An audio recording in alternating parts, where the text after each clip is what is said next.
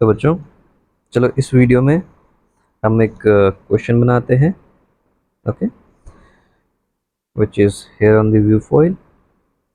And इस question में ये पूछा गया है कि आप ये देखो, एक पॉलीगन बना दिया है, ठीक है। और इसके पहले क्लासेस में हमने पढ़ा था ना एक्सटीरियर एंगल के बारे में। एक्सटीरियर एंगल के बारे में हमने क्या पढ़ा था, पुराने वीडियोस को जा करके देखो जो बच्चे नए देख रहे हैं, कि ये इस तरीके के से पॉलीगन है, राइट। तो कोई भी एक पॉइंट मैंने लिया, उसका मैंने एक साइड एक्सटेंड कर दिया, जैसे देखो ऐसे एक्सटेंड किया हुआ है, फिर इसका ऐसे एक्सटेंड किया हुआ है, यहाँ से ऐसे एक्सटेंड कर दिया, यहाँ से ऐसे एक्सटेंड कर दिया, ठीक। और ये सारे एंगल्स ले लिए, ये है ना। ये सभी एंगल्स को क्या बोलते हैं बच्चों, exterior angle. Exterior angle of a polygon. अच्छा, कोई बच्चा मुझे बता सकता है कि ये पॉलीगन कितने साइड का पॉलीगन है बच्चों? 4 साइड। कैसे, देखो ये एक साइड हो गया पॉलीगन का, ये दूसरा साइड हो गया, तीसरा साइड हो गया, और ये चौथा साइड हो गया। सो पॉलीगन कौन सा है? पॉलीगन वो है जो मैंने ब्लू से बनाया है, देखो ये है पॉलीगन। ये जो मैंने ऐसे ब्लू से बनाया ना, इस वाले में, ये पॉलीगन है।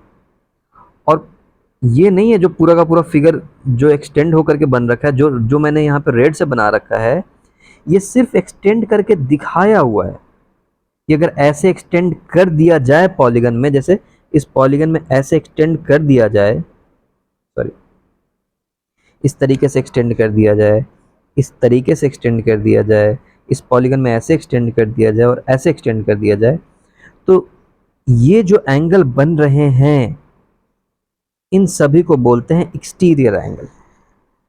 यही तो हमने पढ़ा था पिछले क्लास में, है ना। अच्छा, सिर्फ यही नहीं, ऐसे भी अगर बने तो, सॉरी, देखो अगर ऐसे भी बनता तो, इसको ऐसे एक्सटेंड किया ना, ऐसे, मैं बोल रहा हूँ ऐसे नहीं करूँगा एक्सटेंड, इसको मैंने ऐसे एक्सटेंड कर दिया जी। तो हम कैसे चल रहे हैं, हम चल रहे हैं क्लॉकवाइज, इस डायरेक्शन में ऐसे। इसको ऐसे एक्सटेंड किया था, इस वाले लाइन को ऐसे एक्सटेंड कर दिया, इस वाले लाइन को ऐसे एक्सटेंड कर दिया, इस वाले लाइन को ऐसे एक्सटेंड कर दिया। अब कौन से एंगल हुए, एंगल ये, एंगल ये, एंगल ये, एंगल ये चारों एंगल भी एक्सटीरियर एंगल कहलाएंगे। तो अगर मान लो ये एंगल ए है, इस एंगल का नाम बी है, इस एंगल का नाम सी है, इस एंगल का नाम डी है, तो A plus B plus C plus D ये देगा 360 degree. It is equals to 360। मैं एक ही क्वेश्चन में इतने डिटेल्स में क्यों बताता हूं बच्चों, क्योंकि आपको हर क्वेश्चन को बनाते वक्त अपने कॉन्सेप्ट को बिल्कुल क्लियर करते जाना है। कोई ज़रूरी नहीं है कि एग्जाम में यही क्वेश्चन आएगा, कोई ज़रूरी नहीं है कि कॉम्पिटिटिव एग्जाम्स में यही क्वेश्चन पूछे जाएंगे। इन्हीं को जब ट्विस्ट कर दिया जाता है तो आपसे नहीं बनता है। क्यों नहीं बनता? क्योंकि आपके बेसिक मजबूत नहीं होते। हमने पिछले क्लास में अच्छे तरीके से समझ लिया था कि हाँ, एक्सटीरियर एंगल क्या होता है। आप जिस एक डायरेक्शन डिसाइड करो, हमने पिछले वीडियोस में देखा है, हमने यहाँ पे ये डायरेक्शन डिसाइड कर लिया, इन्होंने यहाँ पे इस डायरेक्शन में डिसाइड किया हुआ है, इसलिए ऐसे बना रखा है एक्सटीरियर एंगल। कोई बोले सर ये पॉलीगन है क्या? नहीं, ये पॉलीगन का फिगर नहीं है। पॉलीगन तो ये है जो हमने ब्लू से बना रखा है, जो कि ओनली ब्लू से बना हुआ है, इसके अंदर ये पॉलीगन है, ये बॉक्स पॉलीगन है। हाँ, तो सर ये क्यों बनाया हुआ है, ये रेड से ऐसे क्यों बनाया हुआ है, एक्सटेंड करके ऐसे क्यों बना रखा लाइन?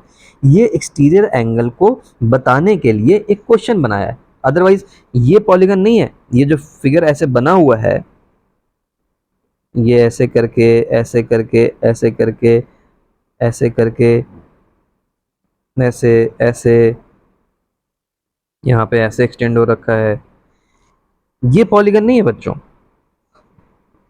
पॉलीगन तो सिर्फ इतना पार्ट है, ये ये क्यों क्यों इतना पार्ट है? क्योंकि हमने क्या देखा था, पॉलीगन क्या होता है, पॉलीगन लाइन सेगमेंट से बना होता है, फिर लाइन सेगमेंट से जो बना होता है उसमें कर्व नहीं होना चाहिए, उसके बाद वो क्लोज्ड होना चाहिए, ऐसा नहीं है कि यहाँ पे जाके ओपन हो जाए, यहाँ से इसको ऐसे बंद होना चाहिए, तो ये पॉलीगन होता है। पॉलीगन ऐसा भी हो सकता है, ये लिया, ऐसे किया, ऐसे किया, ऐसे किया, इधर गए, वापस आए, फिर इधर जुड़ गए, ये भी पॉलीगन है। लेकिन ये पॉलीगन नहीं है, और ये इसलिए बनाया गया है क्योंकि हमें एक्सटीरियर एंगल का क्वेश्चन सॉल्व करना है, क्वेश्चन ही ऐसा पूछा है एक्सटीरियर एंगल के ऊपर। ठीक है, ओके। तो चलो अब आते हैं क्वेश्चन पे। अब हमारा कॉन्सेप्ट बिल्कुल क्लियर हो चुका है, अब क्वेश्चन देख लेते हैं। क्वेश्चन ये है बच्चों, ये बोल रहा है कि इसमें x का वैल्यू बताओ, x कितना होगा। ये जो x एंगल बोल रहा है कि एक एंगल है जो मुझे नहीं पता है, तो उसका नाम दे दिया x। मैथ में ऐसे ही होता है, मैथ में जो चीज़ नहीं पता होता बोलते हैं कि लेट दिस बी x, जो कि मुझे नहीं पता होता होगा कुछ x, और फाइनली मुझे क्या हो जाएगा, x की वैल्यू मिल जाएगी, x equal to some number, कुछ नंबर आ जाएगा, तो मुझे पता चल जाएगा x इतना है, मतलब ये वाला वैल्यू इतना है। ठीक, तो ये तो सिंपल है, हम बता सकते हैं कैसे। हमने अभी देखा था कि जो एक्सटीरियर एंगल होता है उसका सम कितना होता है बच्चों, 360।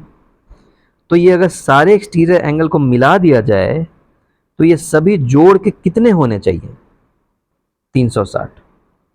तो मुझे ये पता नहीं है ना, ये वाला कितना है नहीं पता है, तो लिखो x को जोड़ेंगे, ये वाला एंगल कितना है 90, तो 90 लिख दिया, प्लस ये एंगल कितना है 50, 50 लिख दिया जी, प्लस ये एंगल कितना है 110, और ये सब जोड़ दूंगा अगर मैं तो कितना आना चाहिए 360, इसलिए मैंने लिखा इक्वल टू 360, 360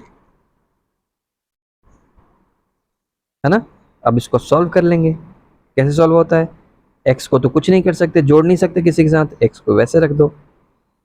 देखो 90 प्लस 50 कितना होता है बच्चों, 140, 140 प्लस 110 कितना हो गया 250, 250 इक्वल टू 360। मतलब ये देखो, इसका मतलब ये हुआ कि इन तीनों चीजों को जब मैंने मिला दिया 90 50 110, ये तीनों मिल करके तो 250 बन चुके हैं। तो ये वाला एंगल कितना होगा कि मिलने के बाद 360 बन जाए, खुद सोचो। 250 में मैं कितना मिला दूंगा कि 360 बन जाए, 110। 250 में अगर 110 मिला दिया जाए तो देखो 360 है ना। तो x की वैल्यू कितनी, ये वाला कितना होना चाहिए, ये वाला होना चाहिए 110।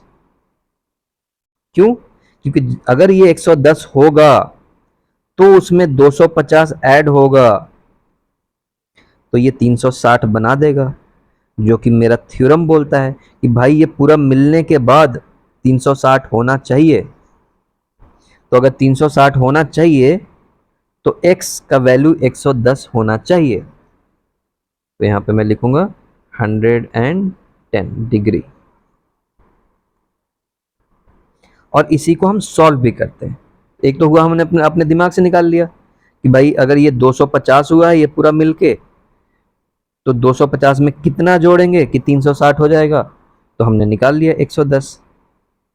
और दूसरा तरीका क्या था, दूसरा तरीका ये था कि हम ऐसे करते हैं, हम लिखते x इक्वल टू, यहाँ पे 360 है राइट साइड में, और लेफ्ट साइड से जब भी कुछ राइट साइड में जाता है तो उसका साइन चेंज हो जाता है, अगर ये प्लस है तो इधर जाके माइनस हो जाएगा 250। तो क्या आएगा देखो, 360 में से 250 को घटा दिया जाए कितना आएगा 110।